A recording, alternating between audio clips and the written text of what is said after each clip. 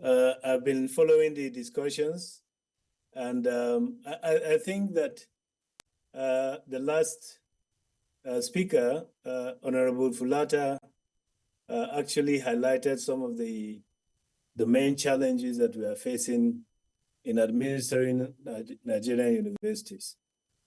And I think that one thing that we need to address as a country, as a nation, is first of all to understand that universities are the future of any nation, is the future for any nation, of any nation. Because what universities do is to create the future, creating the manpower, and also not only the manpower, but we have seen that what most universities are doing now is trying to innovate and add to the economic development in various aspects of economic development of every nation. And therefore, it is fundamental that we pay more attention to university systems. Some of the issues, challenges that we are facing currently in Nigerian university system clearly is of inadequate funding. And Honorable Fulata has actually mentioned that. I think that we must get our priorities, or we must really realign our priorities in terms of budgeting, adequate budgeting for education. You have seen, you've heard from Fulata, who said he had actually gone around virtually all public universities. The main challenge, of course, is providing the necessary infrastructure and facilities that are required in order for us to deliver on the mandate of education and the mandate of university education. And therefore, there is need for increased funding.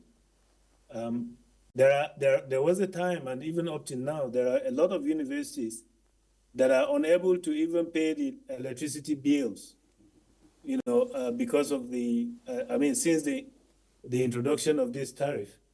Many universities were in darkness for a number of months because of the inadequate funding. So I think it's very, very important. And I think that one of the reasons why we've been having this challenge of funding is because of the current funding model that we operate in Nigeria. Fulata said it very clearly, Honorable Fulata. Education is costly, and quality education is even more costly. And therefore, we must understand that, and we must determine that quality education must be funded. Of course, the federal government has been doing a lot, but I think that it is probably time for Nigeria to reflect upon its current funding model in order to ensure that there is sustainability in funding.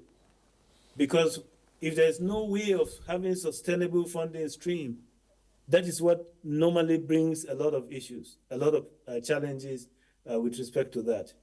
And I want to use this opportunity to appreciate, the current government led by Tinubu for actually bringing the NEL fund, where, of course, students who more or less will not be able to pay even the little charges are now able to access loans to be able to pay for those charges. But I think that going forward, I think that that current model of NEL fund may actually need to really change to be able to really bring out a proper cost of education, and to see whether government will be funding half of that cost or whatever proportion of that cost. And individuals, students, and parents will have to really look at accessing NEL fund or other sources in order to augment and ensure that there is adequate funding model and adequate funding for university education. And I think that is one of the major challenges, actually, as far as the university administration is concerned. Like Professor Faborede said, there are a lot. If you bring the Vice Chancellor from Cambridge, we will find it difficult to run a Nigerian university. And that is because over there you have clear funding models. Everybody knows the funding stream that is coming. Even as a head of department, I had the privilege of being a head of department in the UK. You know, I know exactly what is coming from government at the beginning of the session, and therefore we can plan, you know, to be able to provide whatever that we need to provide. Of course, there are other challenges. A lot of the colleagues there actually indicated some of the challenges in terms of administration, in terms of leadership capabilities, and so on.